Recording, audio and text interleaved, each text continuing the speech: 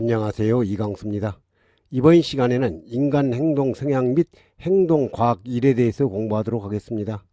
상호 신뢰 및 성선설에 기초하여 인간을 긍정적 측면으로 보는 이론에 해당하는 것은 이 문제는 2019년도에 출제된 문제로 어미 문제이며 빈번하게 출제되는 유형이니 반드시 알아두시기 바랍니다.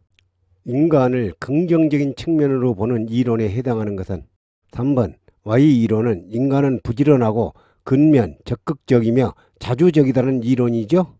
맥그리거의 Y 이론에 해당되는 것은 1. 인간은 게으르다. 2. 인간은 남을 잘 속인다. 3. 인간은 남에게 지배받기를 즐긴다. 4. 인간은 부지런하고 근면하며 적극적이고 자주적이다. Y 이론에 해당하는 것은 앞 문제에서 공부했죠. 4번 인간은 부지런하고 근면하며 적극적이고 자주적이라는 이론은 Y 이론의 특징이죠. 그렇죠? 인간 본성을 파악하여 동기 유발로 산업재해를 방지하기 위한 맥그리거의 XY 이론에서 Y 이론의 가정으로 틀린 것은 1. 목적에 투신하는 것은 성취와 관련된 보상과 함수 관계에 있다. 2. 근로에 육체적, 정신적 노력을 쏟는 것은 놀이나 휴식만큼 자연스럽다. 3. 대부분 사람들은 조건만 적당하면 책임뿐만 아니라 그것을 추구할 능력이 있다. 4. 현대 산업사회에서 인간은 게으르고 태만하며 수동적이고 남의 지배받기를 즐긴다. XY 이론에서 Y 이론의 가정으로 틀린 것은 1번 목적에 투신한 것은 성취와 관련된 보상과 함수 관계이다는 X 이론의 특징이죠. 그렇죠? 맥그리거의 XY 이론 중 X 이론과 관계 깊은 것은 1. 근면, 성실 2. 물질적 욕구 추구 3. 정신적 욕구 추구 4. 자기 통제에 의한 자율 관리 XY 이론 중 X 이론과 관계가 깊은 것은 2번 물리적 욕구 추구는 Y 이론의 저차원적 욕구 추구죠? 그렇죠? 맥그리거의 XY 이론 중 X 이론에 해당하는 것은 1. 성선설 2. 상호 신뢰감 3. 고차원적 욕구 4. 명령 통제에 의한 관리 XY 이론 중 X 이론에 해당하는 것은 4번 명령 통제에 의한 관리는 X 이론의 특징이고 반대로 자기 통제에 의한 관리는 Y 이론의 특징이죠? 그렇죠? 다음 맥그리거의 X 이론에 해당되는 것은 1. 상호 신뢰감 2. 고차적인 욕구 3. 규제 관리 4. 자기 통제 X 이론에 해당되는 것은 3번 규제 관리는 면밀한 감독과 엄격한 통제죠? 그렇죠? 맥그리거의 XY 이론에 있어 X 이론의 관리 처방으로 적절하지 않은 것은 1. 자체 평가 제도의 활성화 2. 경제적 보상체제의 강화 3. 권위주의적 리더십의 확립 4. 면밀한 감독과 엄격한 통제 X 이론의 관리 처방으로 적절하지 않는 것은 1번 자체 평가 제도의 활성화는 책임감을 강조하는 Y 이론의 특징이죠? 그렇죠? 맥그리거의 XY 이론에 따라 관리를 하고자 할 때 X 이론에 가까운 작업자에게는 어떠한 동기부여가 가장 적절한가? 1. 직무의 확장 2. 자아의 실현 3. 보수의 인상 4. 작업 환경의 개선 X 이론에 가까운 작업자에게 어떠한 동기부여가 가장 적절한가? 3번 보수의 인상인 보상 문제가 가장 가깝죠? 그렇죠? 아담스의 형평이론 공평성에 대한 설명으로 틀린 것은 1. 성과란 급여, 지위, 인정 및 기타 부가보상 등을 의미한다. 2. 투입이란 일반적인 자격, 교육 수준, 노력 등을 의미한다. 3. 작업 동기는 자신의 투입 대비 성과 결과만으로 비교한다. 4. 지각에 기초한 이론이므로 자기 자신을 지각하고 있는 사람을 개인이라 한다. 아담스의 형평성 이론에 대한 설명으로 틀린 것은 3번 작업 동기는 자신의 투입 대비 산출비의 비교를 통해 이루어지죠? 그렇죠?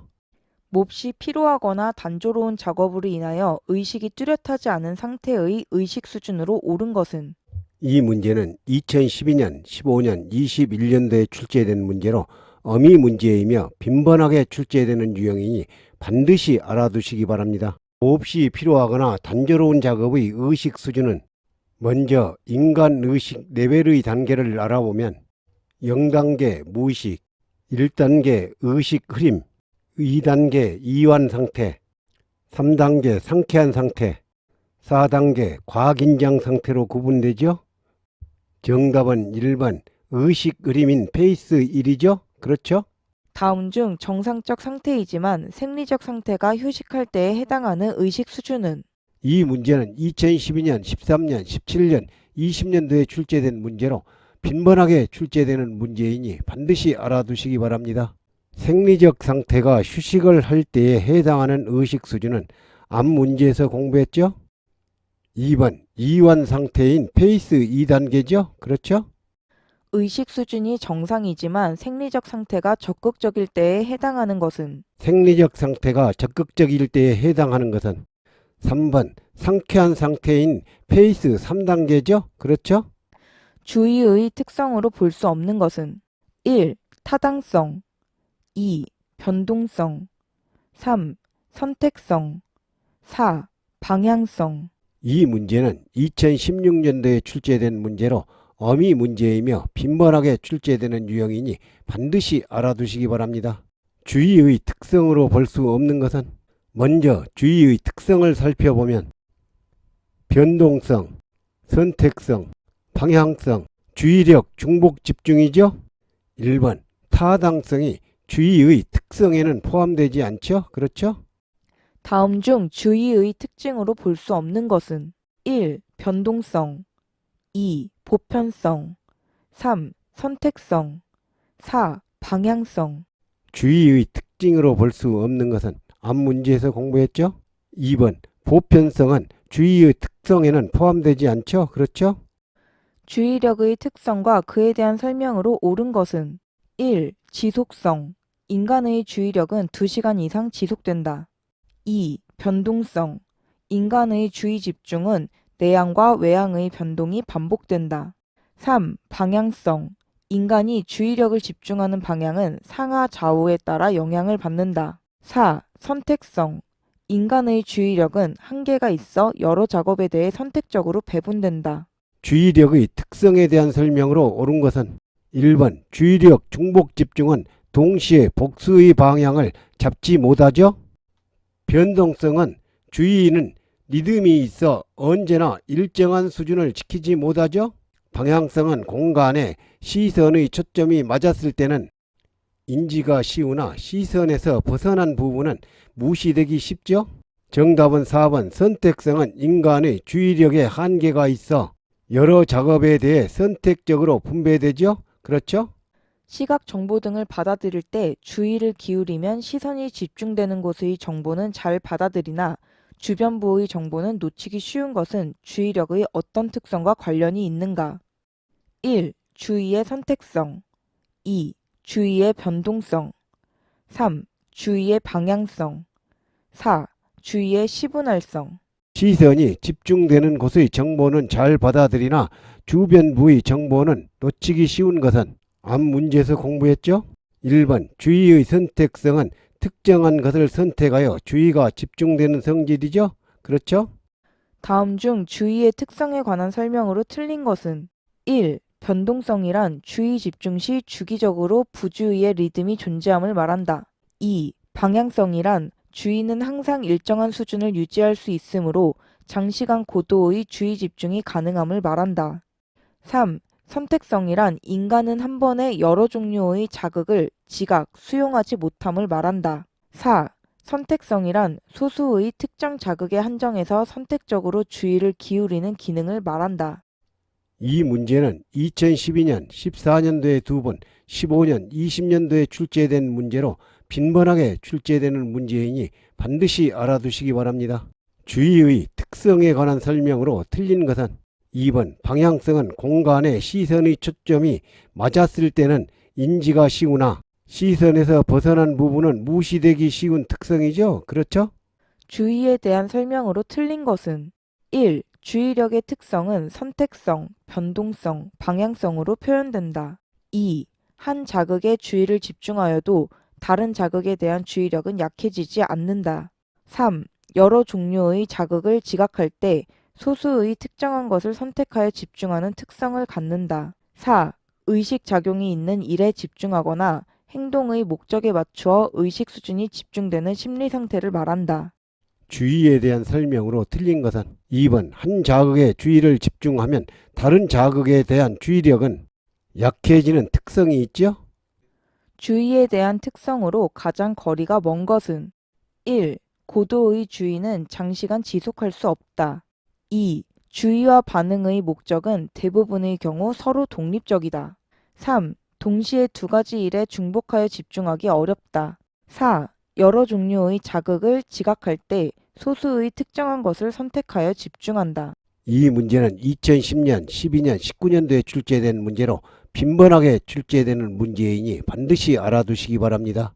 주의에 대한 특성으로 가장 거리가 먼 것은 고도의 주의는 장시간 지속할 수 없다는 선택성이죠. 동시에 두 가지 일에 중복하여 집중하기 어렵다는 방향성이죠. 여러 가지 종류의 자극을 자각할 때 소수의 특정한 것을 선택하여 집중한다는 변동성이죠. 정답은 2번 주의와 반응의 목적은 대부분의 경우 서로 독립적이다는 주의에 대한 특성과는 거리가 멀죠. 부주의의 발생 방지 방법은 발생 원인별로 대책을 강구해야 하는데 다음 중 발생 원인의 외적 요인에 속하는 것은 1. 의식의 우회 2. 소질적 문제 3. 경험, 미경험 4. 작업 순서의 부자연성 이 문제는 2020년도에 출제된 문제로 어미 문제이며 빈번하게 출제되는 유형이니 반드시 알아두시기 바랍니다.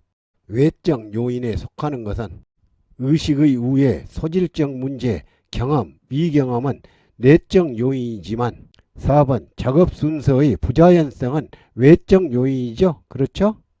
인간 부주의의 발생 원인 중 외적 요인에 해당하지 않는 것은 1. 작업 조건 불량 2.